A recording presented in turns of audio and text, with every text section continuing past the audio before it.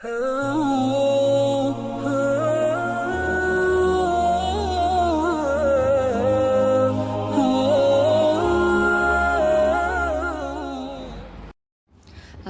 alaikum wa rahmatullahi wa barakatuhu.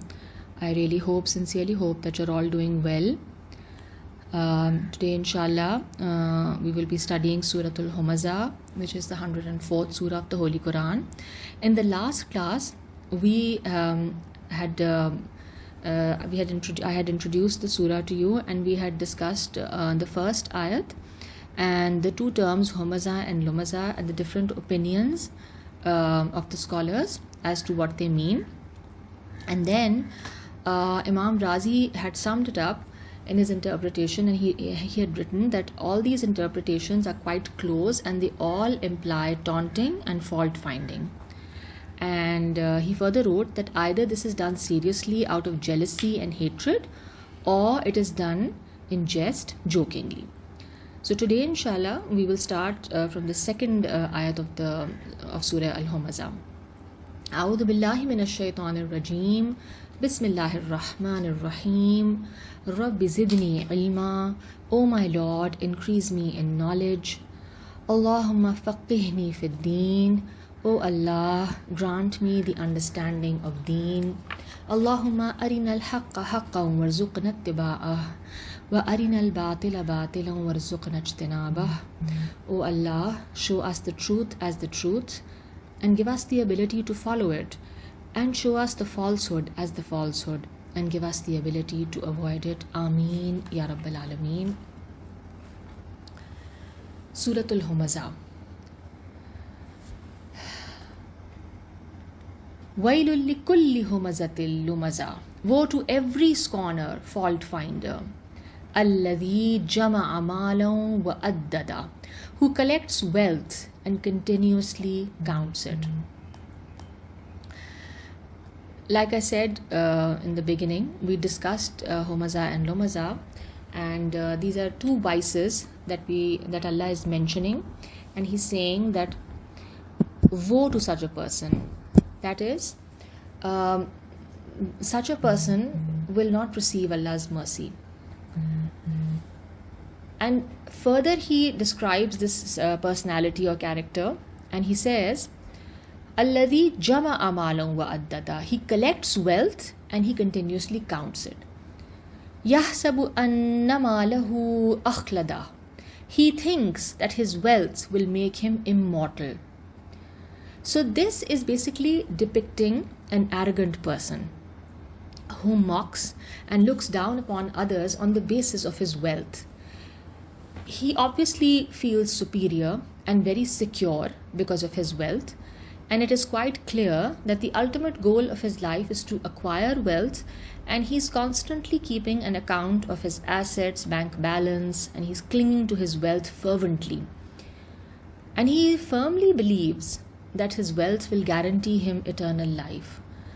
So just as a believer in religion firmly believes that if he is able to please God in this life, he will be definitely rewarded with a life of eternal joy, so the attainment of that eternal life of bliss becomes the focal point in his life, and all his worldly efforts, the believer's worldly efforts, are directed towards the attainment of this goal. In a similar manner, the character depicted here in these ayat of Surah Humazah is portraying a personality who is showing the same fervor and devoutness for the acquisition of wealth, and he is actually deluded into thinking that he is secure forever. This is a delusion, because he believes that this wealth is going to make him secure forever, and he has achieved the ultimate goal of his life. He is very satisfied with whatever he has achieved.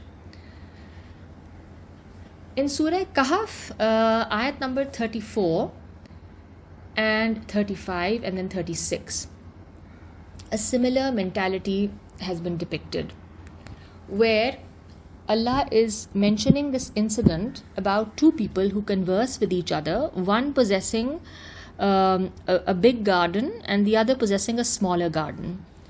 So the man with the greater resources is conversing with the other gentleman, and he is putting him down, and he is boasting about his wealth.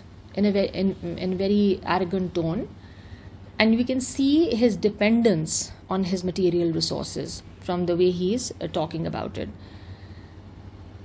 وَكَانَ لَهُ ثَمَرٌ فَقَالَ لِصَاحِبِهِ وَهُوَ يُحَاوِرُهُ أَنَا أَكْثَرُ مِنْكَ مَالًا وَأَعَزُّ نَفَرًا. And he had fruit. So he said to his companion while he was conversing with him, I am greater than you in wealth and mightier in numbers of men. وَدَخَلَ جَنَّتَهُ وَهُوَ ظَالِمٌ لِنَفْسِهِ قَالَ مَا أَظُنُّ أَن تَبِيدَ هَذِهِ أَبَدًا. And he entered his garden while he was unjust to himself. He said, I do not think that this will perish ever. وَمَا أَظُنُّ السَّاعَةَ قَائِمَةً وَلَئِن رُدِدتُّ إِلَىٰ رَبِّي لَأَجِدَنَّ خَيْرًا مِنْهَا مُنْقَلَبًا. And I do not think that the hour will come, the last hour. And even if I should be brought back to my Lord, I will surely find better than this as a return. So we notice here a similar mentality where this man has complete dependence and complete confidence on his resources, so much so that he says that this will never perish, this will never be destroyed or perish. And also he's even claiming that since I'm so blessed here, if there is an hour, if there is an afterlife, and I'm brought back to my Lord, I will surely find better than this as a return. So for such people, such materialistic people, the focal point in their lives, or the ultimate goal, or the point of security or dependence for them is their wealth. And this is a huge deception, of course. We notice in man that there is a very strong desire which is observable in man for eternal life and continuity of life. And this desire is evident in his desire for children, who symbolize for him a continuity of his own existence. This desire for eternal existence obviously is not possible in this worldly life, but Allah has promised man eternal life of bliss in the next world. But for the attainment of that life, man is required to develop his character according to the Quranic values, and the above mentioned personality traits, of course, are strong impediments to that eternal life of bliss.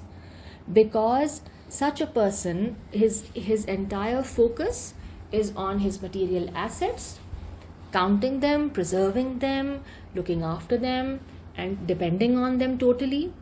And obviously that then stops him from sharing that wealth with others. And the character that develops is a selfish character. It's a self-centered character. It's also depicting greed, and he's not able to rise above himself.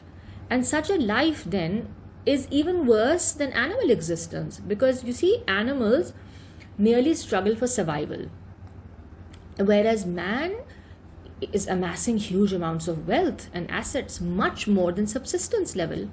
And obviously he is able to do this because alongside his instinctual drives of survival, etc., he has creative intelligence as well.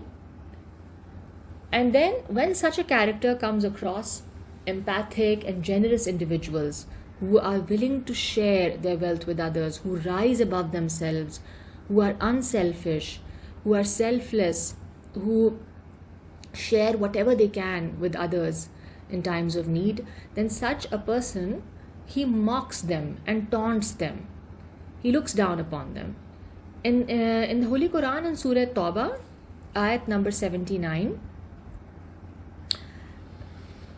such a character has been mentioned. الَّذِينَ يَلْمِزُونَ الْمُطَوِّئِينَ مِنَ الْمُؤْمِنِينَ فِي الصَّدَقَاتِ وَالَّذِينَ لَا يَجِدُونَ إِلَّا جُهْدَهُمْ فَيَسْخَرُونَ مِنْهُمْ سَخِرَ اللَّهُ مِنْهُمْ وَلَهُمْ عَذَابٌ أَلِيمٌ.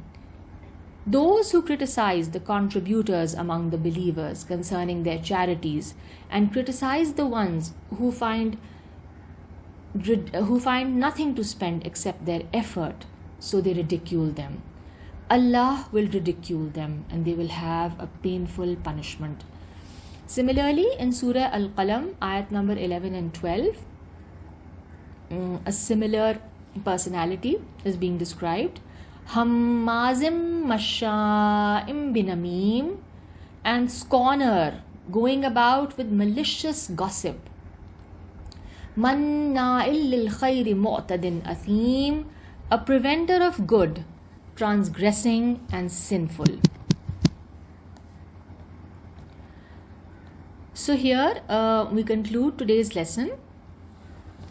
Inshallah, we will continue onwards with the surah in the next class. ربنا تقبل منا إنك أنت السميع العليم وتب علينا إنك أنت التواب الرحيم. السلام عليكم ورحمة الله وبركاته.